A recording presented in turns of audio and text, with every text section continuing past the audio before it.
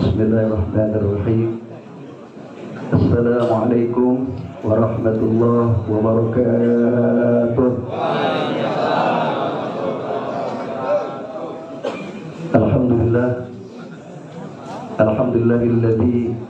Alhamdulillahilladzi ja'ala hadhihi al-lailah lailatul mubarakah. Asyhadu an la ilaha illallah wahdahu la syarika lah. Wa asyhadu anna sayyidana wa nabiyyana Muhammadan abduhu wa rasuluhu la nabiyya ba'dah.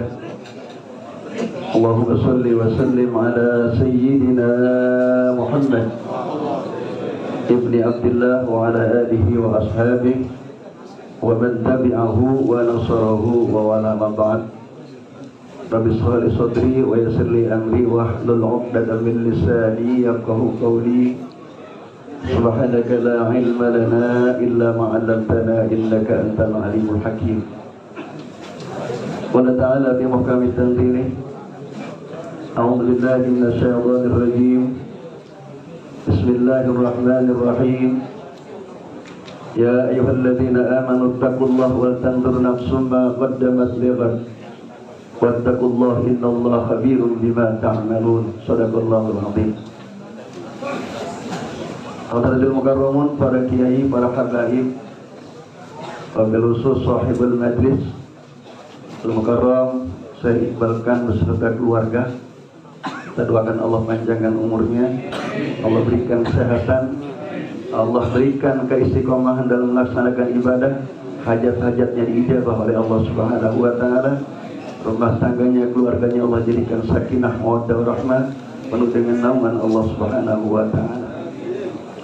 Mukarram Al-Habib Abdurrahman Basurah beserta Al-Habib Abdullah bin Abdurrahman, guru kita Al-Mukarram Dr. Haji Ahmad bin Yati Badruzzaman MA, pimpinan Pondok Pesantren Darus Salihin, juga Ketua Umum Majelis Ulama Kota Depok, sebagai pimpinan saya di Majelis Ulama yang baru saja pulang melaksanakan ibadah haji, yang doanya masih diijabah oleh Allah Subhanahu wa taala. Mukarram guru kita, sepuh kita Al-Mukarram Kiai Haji Saman Maih yang luar biasa usianya, walaupun sudah hampir mendekati 80 tahun. Dia tadi saya bilang 80 tahun, enggak, baru 40 tahun dia bilang. Alhamdulillah, semangatannya luar biasa. Yang perlu kita contoh bagi yang anak muda, silaturahimnya banyak, mudah-mudahan Allah panjangkan umurnya, Allah berikan kesehatan, amin ya rabbal alamin. Para kiai, para habaib, mohon maaf tidak disebutkan satu persatu dengan tidak mengurangi nilai ta'lim. Malam hari ini alhamdulillah kita bisa hadir di malam yang penuh dengan kemuliaan dan keberkahan. Kita di samping kita niat utama datang ke sini adalah talabul ilmi. Rasulullah, tidak ada satu tempat yang paling berharga dalam satu tempat itu di mana tempat itu ada nilai-nilai talabul ilmi. Hingga Rasulullah SAW bersabda, "Idza marartum rawdatan min riyadil jannah fartahu." Kata Rasulullah, jika kamu melewati taman daripada taman surga, singgahlah kalian di situ. Para sahabat bertanya, "Ya Rasulullah, ma riyadul jannah ya Rasulullah? Wa ya halafatil ilmi aw halafatil dzikri?" Taman surga itulah tempat orang duduk menuntut ilmu dan tempat duduk orang berzikir. Mudah-mudahan malam hari ini kita mendapatkan raudhah min riyadil jannah, taman daripada taman surganya. Ketika sudah berada di taman surga, mudah-mudahan kita bersama para habaib, para kiai, saya iqbalkan kita digiring oleh Allah Subhanahu wa taala nanti masuk dalam surganya Allah Subhanahu wa taala. Amin ya rabbal alamin. Jamaah sekalian, sudah banyak yang kita ikuti, yang kita dapati nilai-nilai ibadah. Bahkan sholatnya luar biasa, Pak. Kalau kita cuma gacuan sholat kita, kuliah sama Allah di rumah. Kita di sini sholatnya sampai suratul Waqiah, surat Al-Kahfi. Kita mau duduk malu, ya. Kita udah pertahankan dah. Kita nggak ikhlas juga memang udah begitu. Ada yang nggak ikhlas, ya, nggak ikhlas juga kita kerjain juga, Pak. Insya Allah semuanya ikhlas semua. Jarang kita sholat surat Al-Kahfi, Pak. Ya Allah, lagi mati pengen duduk udah gimana ya duduknya? Ya Allah. Mudah-mudahan ini menjadi pelatihan buat kita, Pak. Ini baru kita, ya, baru kita sholat dengan suratul kahfi, ya Allah. Di rumah gacuan kita, kuliah, Allah, Allah, kan begitu, Pak. Mudah-mudahan apa yang kita laksanakan pada malam hari ini dihitung oleh Allah dengan nilai-nilai yang luar biasa, yang mendapat pahala yang besar di sisi Allah Subhanahu wa Ta'ala. Jamaah sekalian, malam hari ini saya bukan menasihat, bukan menceramai para kiai, para habaib, para jamaah. Nah, saya diminta oleh Sohibul Majlis, Syahibah Iqbal kan. Kemarin saya ditangkap, Pak. Waktu saya khotib di wali kota, pokoknya antum harus hadir pada malam Jumat. Alhamdulillah malam hari kebetulan saya agak libur dan santri belum datang, ya alhamdulillah bisa hadir. Bukan mau nasihatin, bukan mau, tapi silaturahim. Sebenarnya silaturahmi dengan Habib saya, ya Iqbal kan, saya dari dulu, Pak. Mungkin ada yang duluan saya. Saya dari zaman orang tua saya, zaman 25 tahun, 30 tahun yang lalu ya saya. 30 tahun yang lalu. Tapi sekarang saya disuruh daftar lagi katanya. Suruh daftar lagi untuk ikut dalam kegiatan ta'lim ini. Tapi saya nggak daftar ya. Alhamdulillah. Alhamdulillah beliau luar biasa. Silaturahmi dengan saya, dengan keluarga. Dulu dengan orang tua saya. Dan beliau banyak nilai-nilai amal solehnya di masyarakat, di masjid-masjid, kayu jati di mana-mana, di masjid. Alhamdulillah saya juga mendapatkan sawaban dari beliau kayu jati untuk masjid. Mudah-mudahan itu nanti menjadikan satu amal soleh yang dibawa untuk menghadap Allah Subhanahu wa Ta'ala. Kita doain terus rezekinya Allah berikan yang lebih banyak lagi hingga bisa menyalurkan rezekinya untuk masyarakat dan umat Islam di kota Depok dan di mana saja. Amin ya rabbal alamin. Jamaah sekalian, mohon maaf. Tadi saya katakan saya bukan menggurui, bukan menasihati, karena bukan apa-apa saya. Ya, ini guru-guru kita semua. Tapi saya disuruh ya seperti kita seorang yang mati, seorang mayit disuruh apapun, al-mayitu kad-dayyib, ad-dayyib kal-mayyit. Kamu itu seperti orang mati, mau diapain aja, mau disuruh, mau diapain aja silakan dah. Nah, malam hari ini saya sedikit akan menyampaikan suatu hal yang sangat penting untuk kita semua. Ya mas sekalian, bahwa ada seorang ulama besar yang kita kenal adalah Syekh Hujjatul Islam Al-Imam Al-Ghazali. Yang kita terkenal, yang kita kenal adalah kitabnya adalah Ihya Ulumuddin, yang sering kita kaji sebagai ilmu tasawuf. Beliau pernah berdialog, pernah berdiskusi dengan para murid-muridnya. Ini dirinya saja udah nggak kuat lah ini. Nah, tadi dirinya udah kelamaan gitu ya. Nah, jarang kita diri lama-lama. Tapi kalau upacara bendera kita kuat. Aneh gitu ya. Kalau sholat ibadah nggak kuat kita ya. Jamaah sekalian, bahwa Syekh Al-Imam Al-Ghazali dengan murid-muridnya berdialog, bertanya kepada murid-muridnya. Ada beberapa pertanyaan yang menjadikan satu hikmah yang bisa kita ambil dalam kehidupan kita. Apa yang pertama, Imam Ghazali bertanya kepada murid-muridnya, hai muridku, apakah yang paling dekat atau siapakah yang paling dekat dengan kalian? Maka murid-muridnya menjawab, yang paling dekat dengan kami, ya guru, adalah orang tua saya, keluarga saya, adik saya, kakak saya. Apa kata Syekh Imam Ghazali? Benar murid-muridku, jawabannya. Tapi yang paling dekat dengan kita semua adalah kematian. Yang paling dekat dengan kita adalah semua kematian. Allah berfirman dalam Al-Quran surat Al-A'raf, "Idza jaa ajaluhum la yastakhiruna sa'atan wa la yastaqdimun." Bila ajal sudah akan datang, tidak bisa ditunda-tunda dan tidak bisa dipercepat. Kadang banyak orang-orang yang tadi pagi bersama kita, tapi sore harinya sudah tidak ada lagi dipanggil oleh Allah. Banyak orang yang sore hari bersama kita, tapi besok pagi sudah dipanggil oleh Allah. Kematian itu akan datang secara tiba-tiba. Kata saya Syaikhuddin Ibnu Hajar Al-Asqalani, dan yang disarah dalam kitab Nasrul Ibad Syekh An-Nawawi, apa wal mautu ya'ti baghtatan, mati datangnya secara tiba-tiba, Pak, nggak ngasih tahu dulu. Ini merupakan satu pelajaran buat kita, kata Syekh Imam Al-Ghazali, bahwa dimanapun saja kita berada, kita harus selalu ingat kepada kematian. Harus selalu kita mengingatkan kepada kematian akan datang kepada kita di mana saja berada. dan tidak ngasih tahu dulu Pak kematian itu akan datang. Mungkin kalau dikasih tahu kita mati sebulan lagi, mungkin kita Pak ada jadi musola, ada jadi masjid, apain kita beribadah terus. Tapi terkadang kematian itu nggak dikasih tahu, besok akan datang. Terkadang orang masih banyak yang pada berbuat maksiat malam itu.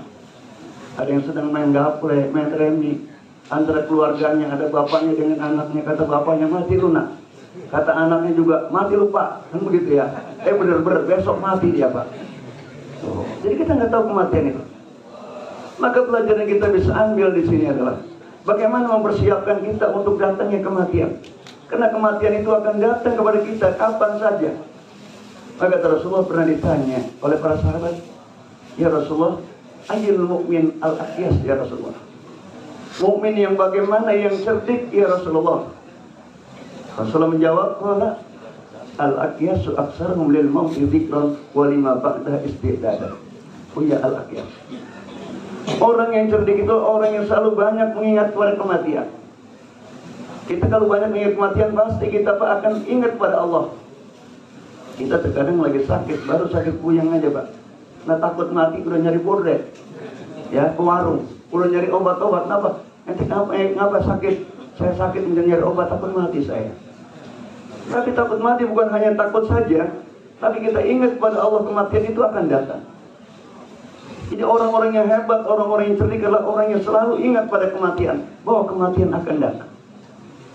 Yang kedua, walima ba'da istidadan, dan dia menyiapkan diri untuk bekal dia mati. Bahwa kematian Bu, Pak, itu tidak serentak seperti itu aja. Orang yang meninggal dunia bukan hanya terkadang kita hanya bawa ke makam, itu sudah habis, bukan demikian. Tapi yang kita khawatirkan perjalanan kematian yang begitu lama, yang begitu panjang. Di mana setelahnya kita mati berada di alam kubur. Kita masuk di alam kubur, tempat yang sempit dan gelap gulita, tidak ada yang menemani, dalam keadaan sendiri. Itu yang kita khawatirkan Pak. Ketika kita tidak punya amal-amal soleh, maka akan celaka kita di situ. Begitu lamanya perjalanan menuju kematian, sampai datangnya nanti yaumul qiyamah, datangnya nanti yaumul mahsyar. Belum pada bangun lagi Pak sampai sekarang. Dari zaman Nabi Allah Adam nungguin kita umat Nabi Muhammad berapa tahun sudah berada di alam kubur. Kita pun kalau meninggal sekarang, berapa lama kita nanti sampai datangnya hari kiamat. Di mana adanya? Di alam kubur. Sama siapa? Sendirian. Gak ada yang menemani.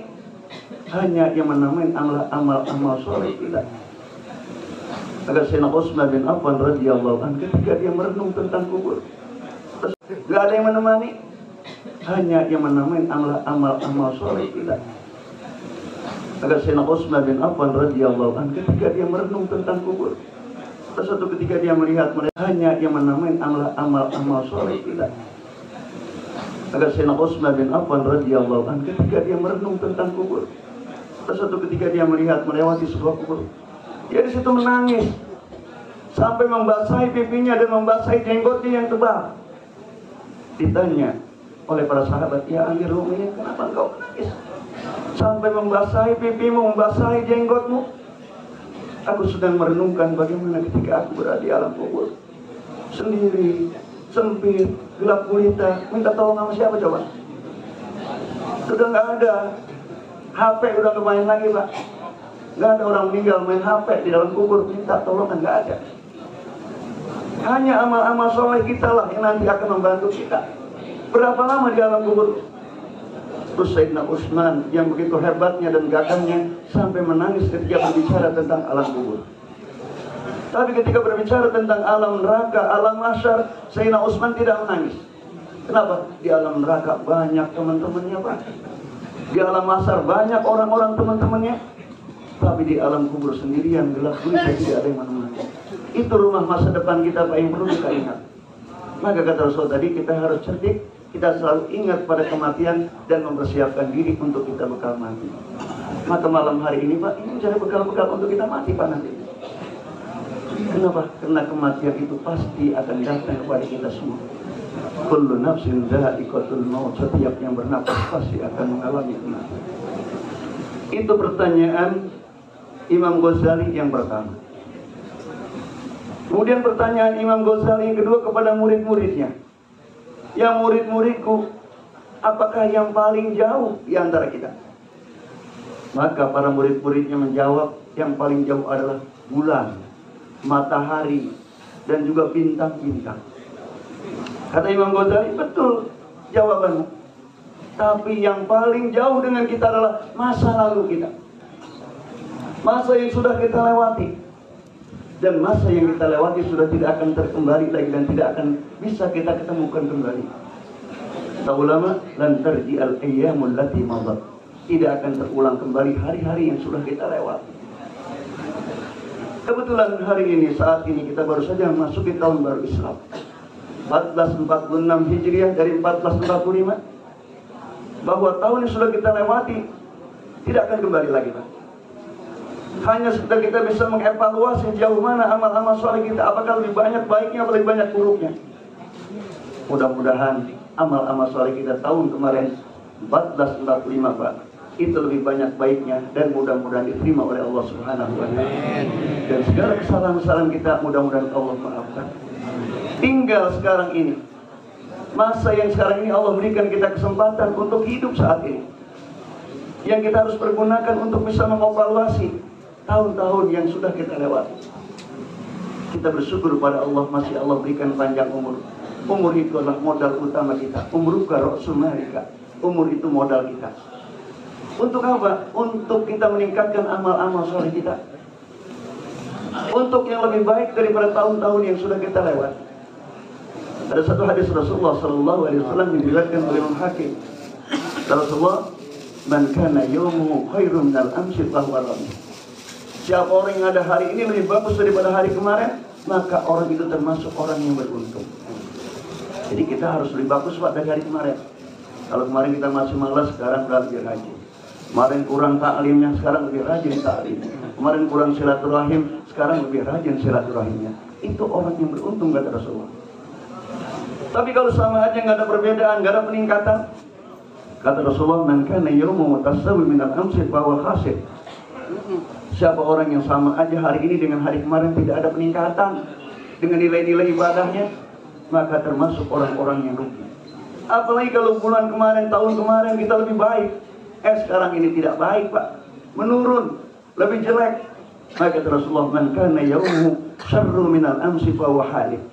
Siapa orang yang hari ini lebih jelek daripada hari kemarin, termasuk orang yang celaka. Hari ini, Pak, menentukan kita masa yang akan datang. Ya Allah berfirman dalam Al-Quran untuk melihat masa yang akan datang kita, Pak. Allah berfirman, ya ayyuhalladzina amanu taqullaha wa tanzur nafsum ma qaddamat lighad wattaqullaha innallaha khabirum bima ta'malun. Hai orang-orang yang beriman, bertakwalah kamu kepada Allah, wa tanzur, pandanglah, tengoklah masa depan kamu yang akan datang. Wattaqullaha, dan bertakwalah kalian kepada Allah. Innallaha khabirum bima ta'malun. Sungguhnya Allah Maha mengetahui apa yang kamu kerjakan. Jadi kita, kata Allah, suruh lihat masa depan kita. Kapan masa depan kita? Kalau yang masih muda, masa tua kita. Kalau yang sudah tua, masa nanti di hadapan kita adalah alam akhirat kita, yang perlu kita persiapkan dari saat ini. Jangan sampai nanti masa depan kita akan celaka. Sekaranglah kehidupan kita ini, Pak, masih Allah kasih kesempatan untuk melakukan amal-amal soleh. Jangan sampai masa akan datang kita akan celaka. Dengan apa? Dengan kita menyiapkan diri dengan nilai-nilai ketakwaan. Khairuz zad at-taqwa. Sebaik-baik perbekalan yang kita bawa adalah ketakwaan. Amin. Itulah para jamaah sekalian. Yang kedua. Yang ketiga. Waktunya cuma semenit katanya, Pak. Syekh, bebas. Saya sampai jam 12 tadi, Pak. Suruh bebas sampai jam 12, Habib. Ini baru dua nih. Kalau mau diselesain ya udah. Karena bebas. Saya cepat-cepat ngomongnya, Pak, takut bapak udah lapar. Udah pengen pulang. Saya, Pak, yang pengen pulang, Mas. Saya ada taklim juga, tapi nggak apa-apa malam ini. Satu malam saya korbankan untuk kita beribadah di sini. Kita menghargai Syekh Iqbal Kan. Insyaallah pada nanti kalau ada kesempatan waktu saya juga pengen hadir sini. Luar biasa ngajinya tadi. Udah banyak kita dapat pengalaman dan pengajian kita malam hari ini. Yang ketiga, jamaah sekalian. Pertanyaan Syekh Al-Imam Al-Ghazali kepada murid-muridnya. Apa kata Syekh Imam Ghazali? apa yang paling berat bagi kamu? Hai murid-muridku. Maka jawab-jawab murid-muridnya yang paling berat ya batu, gajah paling berat. Benar jawabanmu ya murid-muridku. Tapi yang paling berat adalah kita menjaga amanah. Apa yang diamanatkan oleh Allah Subhanahu wa Ta'ala kepada kita. Kita punya amanah semuanya nih Pak. Keluarga amanah, apalagi yang punya jabatan amanah, yang nanti akan dipertanyakan oleh Allah Subhanahu wa Ta'ala. Rasul kullukum ra'in wa kullu mas'ulun an ra'iyati. Setiap kita adalah sebagai seorang pemimpin akan ditanya tentang kepemimpinan kita. Anak-anak kita kalau tidak baik, atau tidak soleh dan soleh akan dipertanyakan di hadapan Allah Subhanahu wa Ta'ala nanti. Itu amanat yang paling besar, yang nanti akan membawa kita ke jurang kebahagiaan dan ke jurang kesesatan. Kalau anak-anak kita menjadi anak yang soleh dan soleh, itu berarti kita melaksanakan amanah-amanah. Yang punya jabatan juga demikian. Jangan sombong dengan jabatannya, jangan sombong dengan kekayaannya. Tidak apa-apanya di hadapan Allah. Itu amanat. Yang dikasih kekayaan, amanat berupa kekayaan. Yang berupa jabatan, dikasih amanat berupa jabatan. Yang miskin pun dikasih amanat berupa kemiskinan. Jangan menyesali Pak. Mau udah ditentuin oleh Allah Subhanahu wa Ta'ala sejak ajalinya. Sejak Allah masukkan ruh ke dalam kalbu kita, ke dalam diri kita ini, itu sudah dijadikan oleh Allah Subhanahu wa Ta'ala. Kita masing-masing mempunyai satu nasib yang berbeda-beda. Ada orang duduk ruangan keseh, ya duitnya banyak baik. Itu dari pagi sampai sore mancul, gocap. Iya enggak? Oh, jadi udah dikasih demikian. Tuh. Guru kita Dr. Kiai Haji Dimyati tiap bulan pergi haji di umroh. Kita pergi umroh udah kangen banget, agak pergi Pak. Duitnya nggak ada yang ngajak lagi. Itu memang sudah ketentuan Allah. Makanya kita banyak berdoa, minta didoain oleh orang-orang yang soleh, orang-orang yang soleh, para kiai-kiai kita, guru-guru kita, para habaib. Lu pengen pergi haji, pengen umrah, bilang aja nih Mas Syekh, insyaallah, silakan berangkat. Suruh kanan Pak. Insyaallah doain sama orang-orang yang soleh. Padahal malam hari ini kita di samping itu berdoa untuk kita kebahagiaan kita dunia dan akhirat. Itu yang paling berat. Kemudian kata Syekh Imam Ghazali yang keempat. Yang guru-guru saya juga nih Pak, baru keempat ini ya. Nah, yang keempat, apa yang paling ringan bagimu hai anak-anak muridku? Kata murid-murid menjawab, yang paling ringan ya kapas. Ya enggak Pak? Yang paling ringan ya daun. Apa kata gurunya Syekh Imam Ghazali itu? Betul apa jawaban hai murid? Yang paling ringan itu adalah meninggalkan sholat. Yang paling ringan, yang paling gampang, yang paling ringan itu orang meninggalkan sholat. Kok meninggalkan sholat? Iya. Orang paling ringan Pak, paling gampang untuk meninggalkan sholat. Terkadang pekerjaan-pekerjaan kita banyak, gampang sholat bentar. Main HP terus, ntar lagi sholat mah. Akhirnya habis tuh waktu, itu meringankan sholat. Sedangkan sholat itu Pak harus dikerjakan setiap waktu, bahkan waktu datang itu harus kita kerjakan sudah. Ada orang menganggap ringan-ringan itu tentang sholat. Dan sholat ini adalah ibadah yang pokok di hadapan Allah Subhanahu wa Ta'ala. Sholat itu adalah ibadah yang paling pertama dihitung dan ditanya oleh Allah Subhanahu wa Ta'ala. Terus dalam sabdanya, awwalu ma yuhasabu bil abdu yaumil qiyamah as-shalah. Idza salawat sairul amal wa idza fasadat sairul amal. Sholat itulah ibadah yang paling pertama nanti ditanya oleh Allah Subhanahu wa Ta'ala. Paling dulu Pak ditanya, amal-amal lain belum dulu. Ditanya lu sholat dulu. Tanya, hei Ahmad, sholat enggak kamu? Enggak, ya udah, masuk sono. Dalam neraka, gitu Pak. Kenapa udah nggak ada pegangannya? Kan sholat itu tiang. Sholat itu tiang agama. Kalau tiang agamanya nggak dibangun, bagaimana mau jadi bangunan? Sholat yang pertama akan ditanya di hadapan Allah Subhanahu wa Ta'ala. Baru amal-amal yang lain. Idza saluhat sairul amal. Bila sholatnya itu baik, maka amal-amal yang lain ngikutin Pak. Tapi wa idza fasadat, bila rusak itu sholat, maka fasadat sairul amal, rusak itu amalnya. Maka untuk kita Pak, jangan ada berani-berani meninggalkan sholat. Makanya sholat itu begitu hebatnya. Orang gak kuat sambil berdiri, sambil duduk. Gak kuat sambil duduk, sambil berbaring. Gak kuat sambil berbaring, sambil terlentang. Gak kuat sambil terlentang, sambil mengedipkan mata. Gak kuat sambil mengedipkan mata, sholatin. Udah mati dia berarti udah Pak. Ya, jadi sholat jangan sampai kita tinggalkan.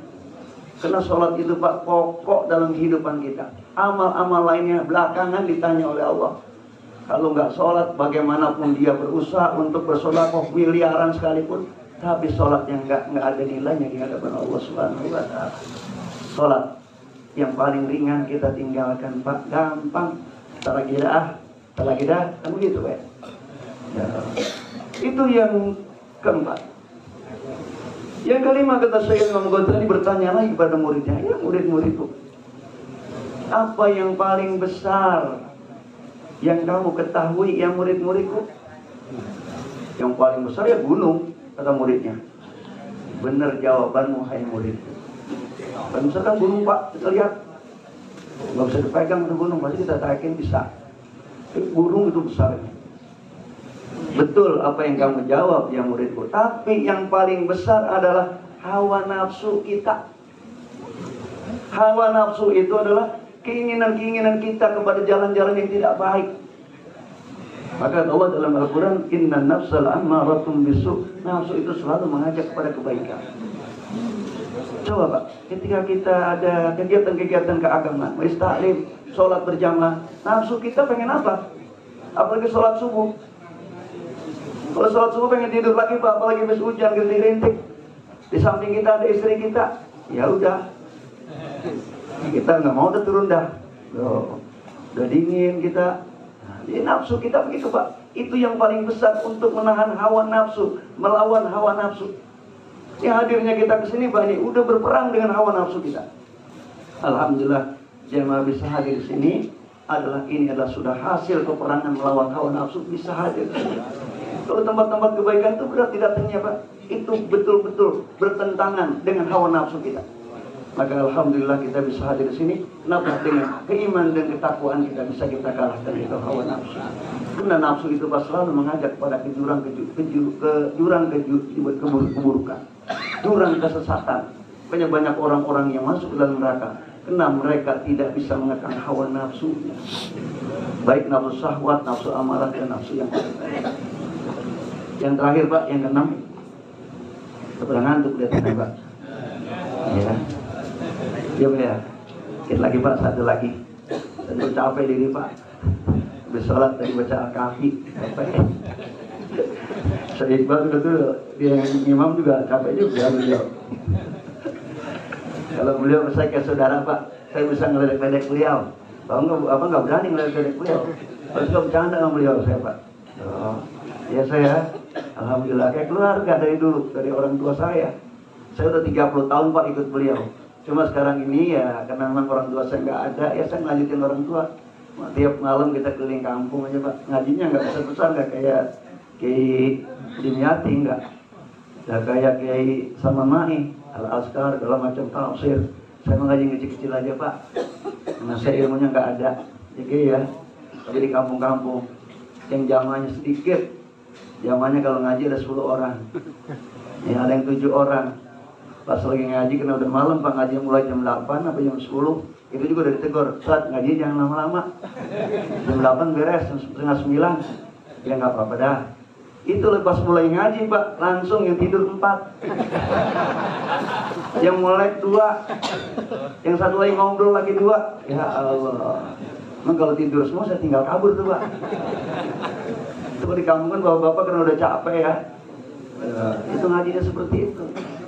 Alhamdulillah saya bisa melanjutkan perjuangan almarhum orang tua saya yang di kampung-kampung, kurang lebih ada sekitar 25 taklim di kampung yang saya pegang bersama adik saya. Yaitu melanjutkan aja, ilmu mah nggak ada Pak, ngelanjutin ya. Kemudian pondok pesantren mohon doanya juga Pak. Pondok pesantren di Asalama, walaupun saya nggak ada ilmunya ya rame-rame Pak dah. Santri yang mungkin kurang lebih 350. Dan yang pulang pergi ada 1.700 di pondok pesantren Asalama. Itu peninggalan dari almarhum, saya cuma melanjutkan. Mohon doanya biar saya bisa melanjutkan perjuangan almarhum dan bisa silaturahim ke sini. Beliau juga berikut bantuan daripada doa-doa Syekh Iqbal dan bantuan-bantuan materinya. Masjid dibantu oleh beliau. Dan kata beliau membantu lagi katanya nih. Kita tunggu insyaallah Kita doain biar rezekinya banyak. Katanya mau bantu keramik, ya insya Allah. Yang terakhir Pak, yang keenam. Apa yang keenam? Imam Ghazali bertanya lagi kepada muridnya. Ya murid-muridku, apakah yang paling tajam yang kamu ketahui? Apa Pak yang paling tajam? Pisau ya, apalagi pedang, silet. Murid-muridnya menjawab seperti itu Pak. Kata gurunya Syekh Imam Ghazali, betul apa jawabanmu, hai murid-murid.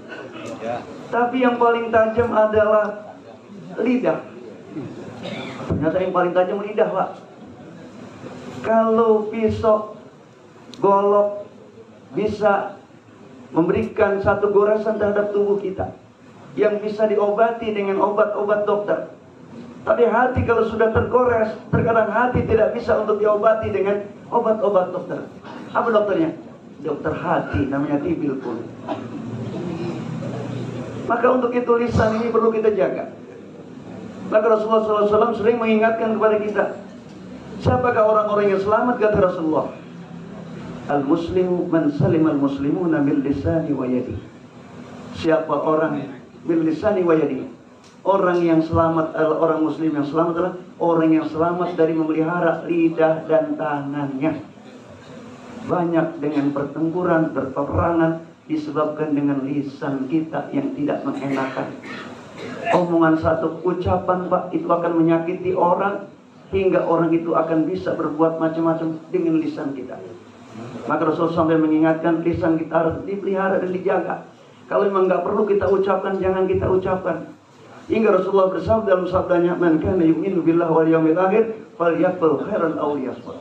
Siapa orang yang beriman pada Allah, beriman pada hari akhir, berkatalah yang baik, kalaupun tidak diam. Itu karena banyak lisan kita itu Pak yang terkadang suka menyakiti hati orang. Kalau suka menyakiti hati orang, kita khawatir nanti di hadapan Allah Subhanahu wa taala itu masih terbawa sampai di sana Pak. Maka Rasulullah SAW mengingatkan kepada kita, tangan dan lisan itu untuk kita bisa pelihara dengan sebaik-baiknya. Kita berbicara, fakir qabla an ta'diman, pikir dulu sebelum kita kerjakan. Maka mudah-mudahan lisan kita ini selalu berkata-kata yang baik, berkata-kata yang betul-betul menyenangkan dan menyejukkan, tidak menyakitkan, hingga betul-betul kita mendapatkan satu nilai-nilai kesilaturahmi yang baik, baik di hadapan Allah maupun di hadapan manusia. Itu aja para jamaah sekalian. Mohon maaf kalau tidak teratur pembicaraannya, karena memang udah ngantuk juga Pak. Ya, insyaallah pada malam ini kita bersyukur pada Allah. Para jamaah sekalian bergembira malam hari kita bisa bertemu dengan para kiai, para habaib yang luar biasa banyaknya ini. Kita ada yang sinergitas Pak antara ulama dengan habaib. Jangan dengerin orang-orang Pak, katanya Habib begini, ulama begini, jangan usah didengerin, kalau saya begitu. Saya mah Habib, dia ngaku ke rumah datangnya Habib, ya udah. Kalau dia memang mengaku Habib, ya saya hormati. Ya, mau dia nanti sendiri dia Pak, misalnya bukan Habib datang, tapi dia ngaku Habib, dia yang dosa sendiri nanti. Ya, makanya kalau acara apa-apa, satu ulama saya undang, satu habaib saya undang. Jadi kita nggak usah kita terprovokasi antara ulama dengan habib. Sekarang lagi pada ribut, nggak usah kita ikuti, kita nggak tahu dah. Ya, itu sebagai pesan saya yang terakhir. Kita dengan habaib dan ulama sinergitas, bersatu padu untuk membangun nilai-nilai agama di negara kita Indonesia kita cintai. Kalau kita pada ribut, orang lain pada teprok Pak. Orang-orang non-muslim pada teprok, enak tuh beribut ayo terus. Kita lagi dipanas-panasin Pak mereka. Dah, itu aja Pak yang harus sampaikan. Mohon maaf kalau omongan saya nggak teratur, karena memang ya seperti ini omongan saya. Dan silaturahmi kita pada malam hari ini, kalau nanti ketemu saya di jalan, saya ada di mana aja Pak? Karena ada di pasar saya, ada lagi di pos satpam, di mana aja. Nah, gitu ya. Nanti tegur saya Pak, mohon maaf. Saya alamatnya di Pondok Peron, Pondok Pesantren As-Salamah. Tiap hari saya ada di situ, kecuali lagi keluar Pak. Ya, dan tiap hari Kamis saya piket dengan Kiai Dimyati. Dia adalah Ketua Umum Majelis Ulama Kota Depok. Dia udah berapa periode beliau, nggak ada yang menggantiin. 4 periode ya, 4 periode. Sama Wali Kota Depok udah 4 periode. Insya Allah beliau selalu bersama-sama kita dimanapun berada. Nah, ada ulama Pak, ini adalah sebagai penerang daerah dan negara kita yang kita cintai. Terima kasih Syekh. Mohon maaf segala kurangan kalau saya menyampaikan yang kurang tepat sasarannya, dan kita doakan Syekh yang sudah memfasilitasi kita segala macamnya. Allah berikan panjang umur, sehat walafiat dan berkah. Anak-anaknya dan cucunya Allah jadikan anak yang saleh dan salihah. Kita semua hadir pada malam hari ini, Allah berikan keberkahan. Pulang dari sini Allah berikan kita keberkahan. Hajat-hajat kita diijabah oleh Allah Subhanahu wa taala. Al-Fatihah. A'udzubillahi minasyaitonir rajim. Bismillahirrahmanirrahim. Alhamdulillahirabbil alamin arrahmanir rahim maliki yaumiddin. Iyyaka na'budu wa iyyaka nasta'in ihdinas siratal mustaqim siratal ladzina an'amta 'alaihim ghairil maghdubi 'alaihim waladdallin. Amin ya rabbal alamin. Mohon maaf segala kurangan. Hadanallahu wa iyyakum ajma'in. Wallahu muwaffiq ila aqwamit thoriq. Assalamualaikum warahmatullahi wabarakatuh.